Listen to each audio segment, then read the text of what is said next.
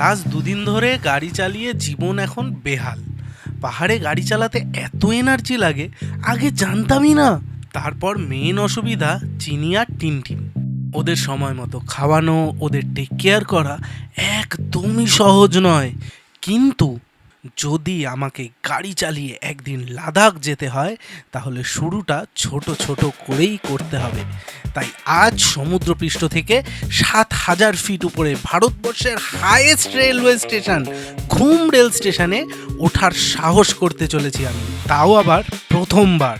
আর সব থেকে বড় চ্যালেঞ্জ হচ্ছে ল্যান্ডস্লাইডের রাস্তা ন্যারো পাস থেকে চড়াইয়ের সময় অন্য গাড়িকে পাস দেওয়া।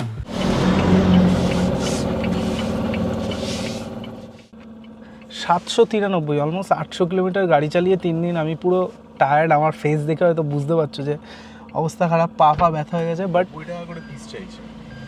ঠিক আছে, নিন। ক্যাশ লাগবে তো? হ্যাঁ, তো ডাব কিনতে দাঁড়িয়েছিলাম আমরা। দে তো রুপি। আমার কাছে আছে 3টে ডাব। এখন খালি পেট রয়েছে আমার, আমি ব্রেকফাস্ট করিনি, আমার পেটটা ভালো না, তাই তো ডাবও খেতে পারবো না খালি পেটে। তো ডাবটা কিনে নিচ্ছি কারণ শরীর কষে গেছে। এবার ডাবটা নিয়ে গিয়ে কোথাও ব্রেকফাস্ট করে তারপরে খাবো। আমার এই প্রবলেমটা আছে, আমার একটু পেটের প্রবলেম আছে ছোটোবেলা থেকে। তো মানে আমি যে কোনো সময় যে কোনো কিছু খেতে পারি না আর কি, অসুবিধা হয়। পেটের প্রবলেম যতই থাক ভাই, তাই বলে ঘুরবো না, রোড ট্রিপ করবো না, এটা তো হতে পারে না। যাই হোক, আমরা ও ভাই কি সুন্দর নদী। হ্যাঁ, তো আমরা এখন ডুয়ার্স ছেড়ে দার্জিলিংয়ের দিকে উঠছি। ও ভাই, এটা তো সেই সেবক ব্রিজ, এটা আমি কোনোদিনও ক্রস করিনি। কি লাগছে। সব থেকে যে জায়গাটাতে আমার ভয় ছিল, এখন আমি সেই জায়গাটা দিয়েই চালাচ্ছি গাড়ি। তো দার্জিলিং যাওয়ার সাধারণত 3টে রাস্তা আছে। একটা হলো রোহিণী রোড, একটা হলো পাংখাবাড়ি রোড, আর একটা হলো হিল কাট রোড। এইবার যেহেতু আমরা ডুয়ার্স থেকে যাচ্ছিলাম, অটোমেটিক্যালি আমাদেরকে ওই রোহিণী রোডে সেবক ব্রিজ থেকে ক্রস করে তুলে দিয়েছিল। সেটা হচ্ছে সেবকের পাশ দিয়ে দার্জিলিং ওঠার রোড। এখানে মানে কোনো গাড়িতে বসে বসে গেলেও আমার ভয় লাগতো, সেখানে আমি এবার ড্রাইভ করছি নিজে এই রাস্তাটা দিয়ে। এই রাস্তাটা পার করে যে গেলে মানে আমার অনেকটা ড্রাইভিংয়ের প্রতি যে ভয়টা, সেটা কেটে যাবে। এবং আমি খুবই স্লো গাড়ি চালানোর প্ল্যান করেছি, মানে তাতে পেছনে যতই হংকিং করুক বা যা খুশি করুক, মানে আমি আমার মতো করে আস্তেই গাড়ি চালাবো, দরকার হলে পাস দিয়ে দেবো। আর ফার্স্ট বা সেকেন্ড গিয়ারেই গাড়ি চালাতে হয় এই রাস্তায়, কারণ উঁচু নিচু উঁচু নিচু উঁচু নিচু। এইবার অ্যাকচুয়ালি তিস্তার যে জ্যামটা থাকে এই সেবক রোডে, এই জ্যামটায় পড়লাম।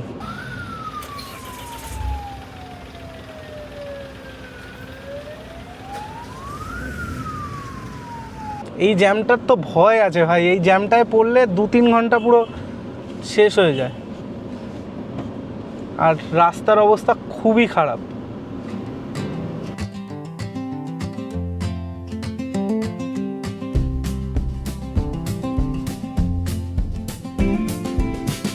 এই রাস্তাটায় সারা বছর কাজ হতে থাকে, কোনোদিনও এই রাস্তাটা ঠিক হয়ে যায় এরকম না, কারণ বৃষ্টিতে প্রচণ্ড ক্ষয়ক্ষতি হয় তিস্তার রাস্তা। জলের স্রোতে অবস্থা খারাপ, রাস্তারও দেখতে পাচ্ছ যে খুবই বাজে অবস্থা। একে তো একটু একটু করে রাস্তার নিচের দিকে নদীর কাছাকাছি চলে গেছে, দেখতেই পাচ্ছ নদী আর রাস্তা পাশাপাশি। তার উপরে সেই ঘটনাটাই ঘটলো যেটা আমি একদম এক্সপেক্ট করিনি। টিনুট সুসু পেয়েছে, কিন্তু আমরা এখান থেকে ওদেরকে নামাতে পারবো না। এই বাইকটা দেখো, আগে যাওয়ার চক্করে ঢুকে গেছে, এখন আর সাইড করতে পারছে না। এরকম ক্যালানে লোক থাকে, মানে ওদের আগে যেতেই হবে। আমার জন্য চ্যালেঞ্জ বাড়তেই থাকছিল। এতক্ষণ তো তাও বড় রাস্তা ছিল, কাটিয়ে কুটিয়ে যাওয়া যাচ্ছিল, কিন্তু এখন সিঙ্গেল লেন হয়ে গেছে। আর সামনে থেকে একটা গাড়ি এলেই আমি পুরো খাদের ধারে, বুঝতেই পারছো।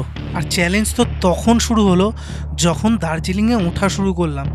সত্যি কথা বলছি ভাই, কেউ যদি দার্জিলিং আসো, এই রাস্তাটা দিয়ে তো ভুলেও এসো না। পুরো স্বর্গে যাওয়ার মতো খাড়া রাস্তা আর বাঁক। আর দেখতেই পাচ্ছ জঙ্গলের ভেতর থেকে পুরো এরকম সিঙ্গেল রোড, সামনে থেকে একটা গাড়ি এলে সাইড দেওয়া মুশকিল।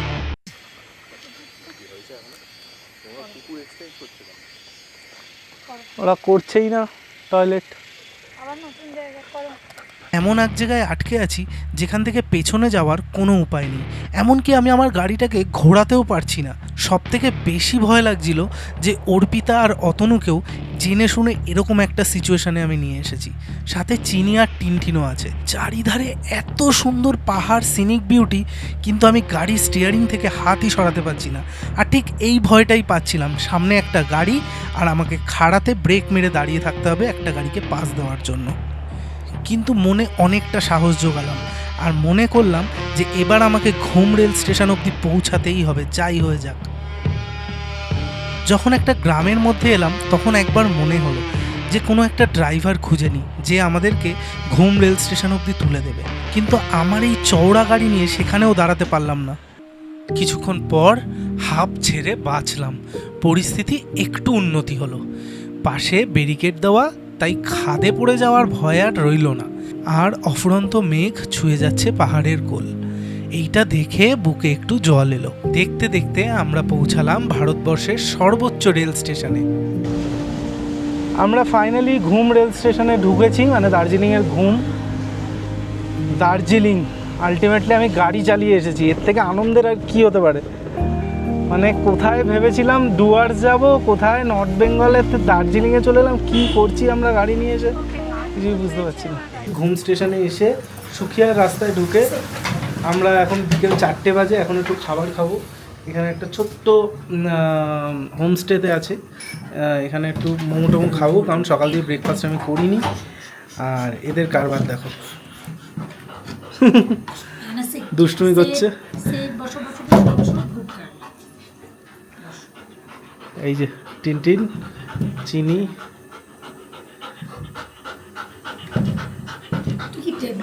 হ্যাঁ ও ওখানে উঠে বসবে। ওই যে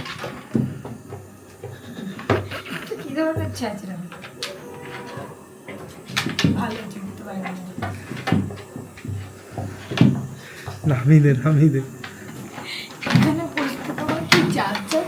দার্জিলিংয়ের মোমো,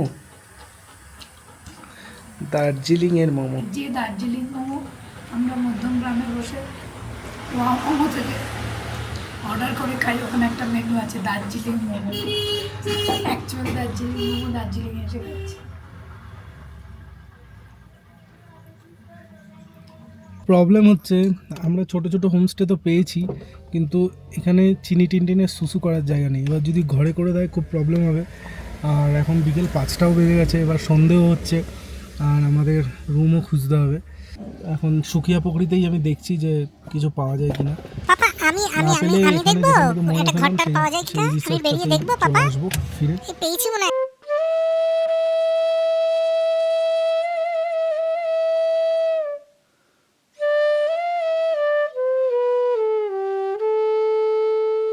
আমরা চাটাই দুরাতে এসেছি। সুখিয়া পুকুরির একটু আগে একটা হোমস্টে পেয়েছি, ছোট বাট খুব সুন্দর। আর দেখো এখানে যে ফিলটা নেওয়ার জন্য আমি এখানে এসেছি, দার্জিলিং উঠেছি, যে ঠান্ডা হবে, একটু কুয়াশা আসবে, একটু বৃষ্টি হবে, সেই ওয়েদারটা কিন্তু পেয়ে গেছি। মেঘে ঢেকে গেছে ব্যাক সাইডটা। শুধু প্রবলেম যেটা হচ্ছে সেটা হচ্ছে চিনি আর টিনটিন এরা দুজন বাথরুম আর পটি করছে না, যেহেতু ওদের বারবার জায়গা চেঞ্জ হচ্ছে, ওরা করছে না, চেপে রাখছে। বাট যখন ওদের বেশি পেয়ে যাবে তখন অবভিয়াসলি করতেই হবে, করে ফেলবে। তো যারা তোমরা নিয়ে আসছো 1 ঘন্টা পর পর কিন্তু পেটসদেরকে একটু গাড়ি থেকে নামিয়ে 1 ঘন্টা বা 1.5 ঘন্টা 2 ঘন্টা পর কিন্তু তোমরা ট্রাই করবে যে ওরা যাতে টয়লেট করে, না হলে ওরা রুমে করে দেবে, গাড়িতে করে দিতে পারে, বা ওদের কষ্ট হবে। তো আমি আর ওপি কনস্ট্যান্টলি ট্রাই করে যাচ্ছি। চিনি তো ড্রেনেও নেমে যাচ্ছে।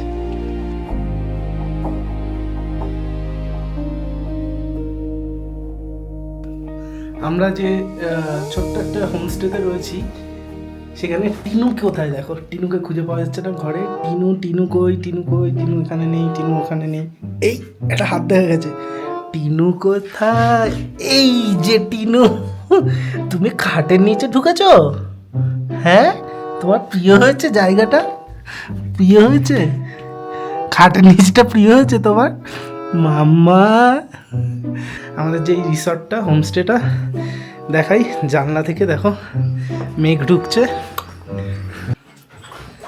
তো অর্পিতা একটু ওদের জন্য ব্যবস্থা করছে যাতে ওদের ঠান্ডা না লাগে। মা কাঁথা দিয়ে দিয়েছিল। আর আমার মনে হচ্ছে না অর্পিতা ওরা শোবে এখানে, কারণ ওরা আমার মনে হচ্ছে খাটের নিচে চলে যাবে। সে যেখানে ইচ্ছা শোবে। এই দেখো ঢুকে গেছে। পাহাড়ি ভাইবস, পেছনে মেঘে ঢাকা, এত সুন্দর ন্যাচারাল বিউটি। গাড়ি চালিয়ে এসেছি আর সবাই পাহাড়ে এসে চা কফি খেতে খেতে ভিডিও দেয়। আমি একটা অদ্ভুত জিনিস সাথে নিয়ে এসেছি ডুয়ার্স থেকে। সেটা কি? সেটা হলো এত বড় সাইজের একটা নারকোল অ্যাকচুয়ালি ডাব। ওরে বাবা, সাইজটা দেখো, 90 টাকা পিস নিয়েছে। এখানে দাঁড়িয়ে আমি এখন এটাকে এনজয় করব। এর থেকে ভালো কি হতে পারে? মানে গোয়ায় গিয়ে নারকোল, সমুদ্রের ধারে ডাব, সেগুলো ঠিক আছে, কিন্তু দার্জিলিংয়ে এসে ডাব ভাবা যায়?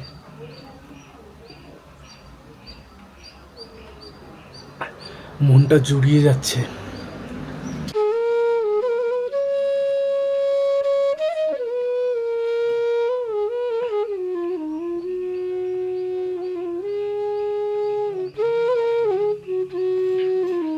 আমরা এখন রাতে ডিনার করছি হোমস্টেতে, একদম হোমের মতোই পরিবেশ। খাচ্ছি কি একটা নতুন জিনিস মানে পেয়েছি এখানে, অদ্ভুত একটা জিনিস। সেটা হচ্ছে কর্ন রাইস বলে, এখানকার লোকাল রাইস। এর ভেতরে না হলুদ হলুদ কী আছে, কর্ন আছে বেশি, জানি না কী আছে, বাট হলুদ হলুদ হলুদ হলুদ কর্ন দেওয়া আছে। তো ডাল, ভাত, চিকেন অবভিয়াসলি, আর এটা আমার ফেভারিট, টমেটো ছাড়া হবে না, তাই টমেটো ঝেড়ে নিয়েছি। তো খেয়ে দিয়ে নিই তাড়াতাড়ি। আর আজকের ব্লগটা এখানেই শেষ হচ্ছে। তোমরা প্লিজ কী করতে হবে? Like, comment, share, subscribe.